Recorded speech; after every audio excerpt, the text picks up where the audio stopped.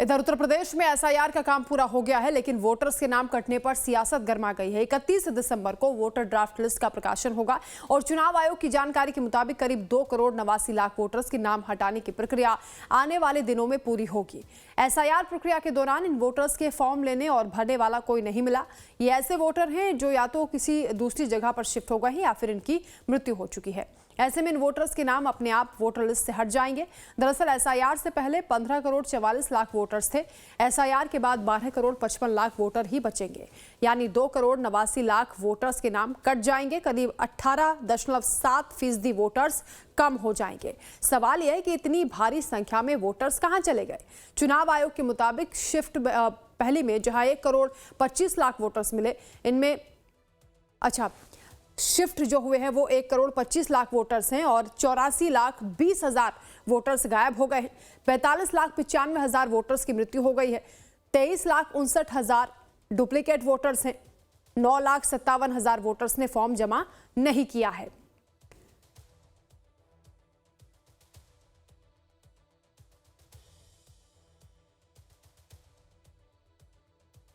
हमारी मीटिंगें स्टार्ट हो चुकी, हर बूथ पे मीटिंग हो रही है, जिसमें बीएलओ को कहा गया कि वो लिस्ट बना के इन एजेंट्स को, राजनीतिक दलों के एजेंट्स को ऐसे लोगों की लिस्ट दे जिनको उसने पाया कि इनकी डेथ हो गई या शिफ्ट हो गए या मिल नहीं रहे, और वो लोग भी अपने स्तर पे देख लें।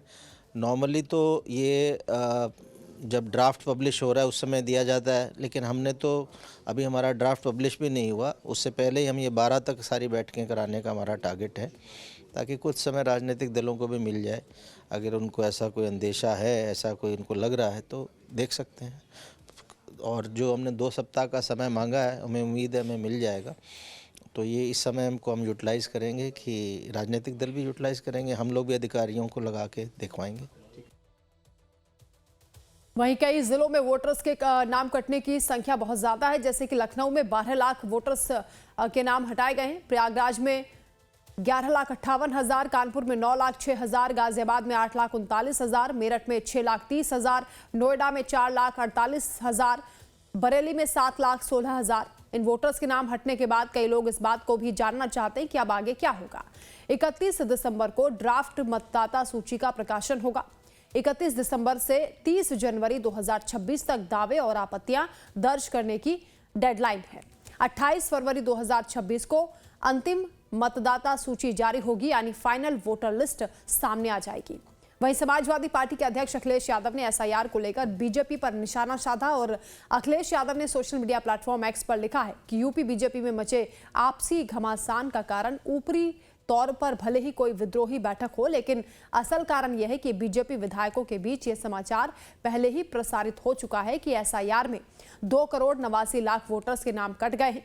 अखिलेश यादव ने सीएम योगी पर हमला बोला और कहा कि बकौल 1 वर्ष शेष यूपी के मुख्यमंत्री जी, इसमें से 85 से 90% उनके अपने वोटर कट गए हैं।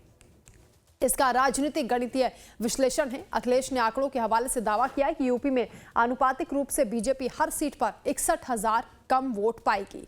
अखिलेश ने कहा कि बीजेपी के लोग एसआईआर ने अपने खोदे हुए गड्ढे में बीजेपी को ही गिरा दिया है, और अखिलेश ने यह भी कहा कि अब पीडीए सरकार बनाएगी और बीजेपी का पीड़ा राज को मिटाया जाएगा।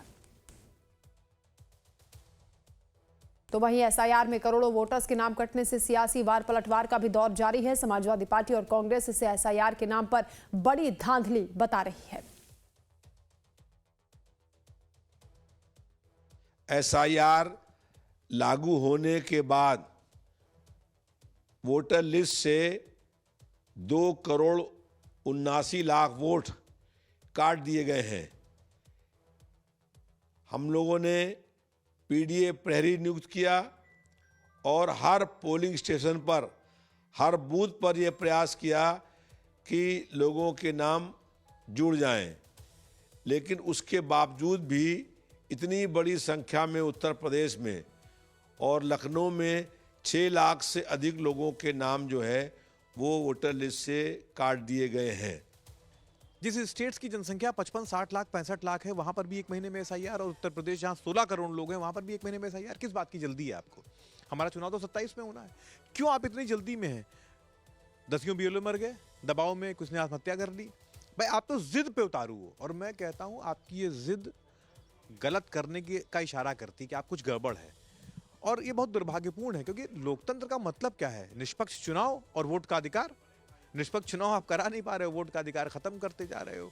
क्योंकि कोई भी सामान्य आदमी समझ लेगा कि 2 करोड़ 90 लाख वोटर मतलब मर नहीं सकते, शिफ्ट नहीं सकते, इतना नहीं हो सकता है। ये डेटा अपने आप में बता रहा है कि कुछ गड़बड़ है।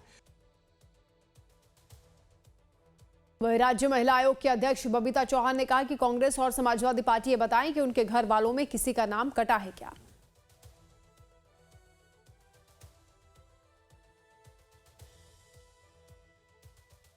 तो कांग्रेस या समाजवादी ये बताएं कि क्या उनके घर वालों के किसी के नाम कट गए क्या? क्या कोई ऐसा व्यक्ति है जो आके ये कहे कि कोई जो यहाँ था और उनके नाम काटे, जो हिंदुस्तान में रह रहा है या उसकी पीढ़ियाँ हिंदुस्तान में रह रही हैं और यहाँ उसके नाम काट दिए? वही नाम कटे हैं ना जो अनऑथराइज्ड हैं, जिनके ऊपर वो सरकारें बना रहे हैं। तो अगर ऐसे नाम कट के और अगर ये सब चीज़ें हट रही हैं तो इसमें दिक्कत क्या है?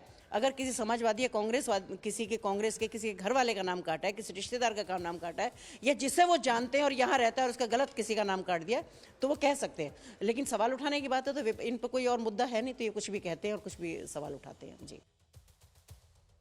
तो जहां यूपी में एसआईआर पर सियासी राड छिड़ती हुई नजर आ रही, तो वहीं पश्चिम बंगाल में एसआईआर के तहत 32 लाख अनमैन्ड वोटर्स की सुनवाई शनिवार से शुरू हुई है और इसके लिए राज्य भर में 3234 सेंटर बनाए गए हैं। मतलब सियासी पलटवार के बीच चुनाव आयोग अपने काम को तय वक्त में करता हुआ नजर आ रहा है, लेकिन एसआईआर को लेकर बीजेपी के साथ साथ चुनाव आयोग पर भी विपक्ष हमलावर है।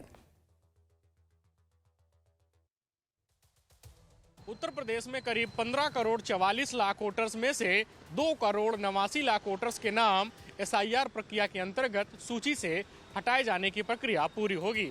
इसके साथ ही उत्तर प्रदेश में जिन मतदाताओं के नाम हटाए जाने की प्रक्रिया पूरी होनी है, उससे पहले ही भारतीय जनता पार्टी और निर्वाचन आयोग की कार्यशैली को लेकर यूपी के मुख्य विपक्षी party Samajwadi party, Congress party की तरफ से निशाना साधा जा रहा है। देखना दिलचस्प होगा कि 31 दिसंबर को मतदाता सूची के ड्राफ्ट प्रकाशन के बाद यूपी में एसआईआर के काम को लेकर राजनीतिक दल किस प्रकार से अपनी राजनीति को आगे बढ़ाते हैं, एसआईआर का मुद्दा कितने हद तक आगे लेकर जाते हैं, जिससे 2027 के विधानसभा चुनाव को अपनी राजनीति के अनुसार आगे ले जाया जा सकेगा। वीडियो जर्नलिस्ट सुंदरम केसरी के साथ धीरज त्रिपाठी, लाइव टाइम्स, लखनऊ।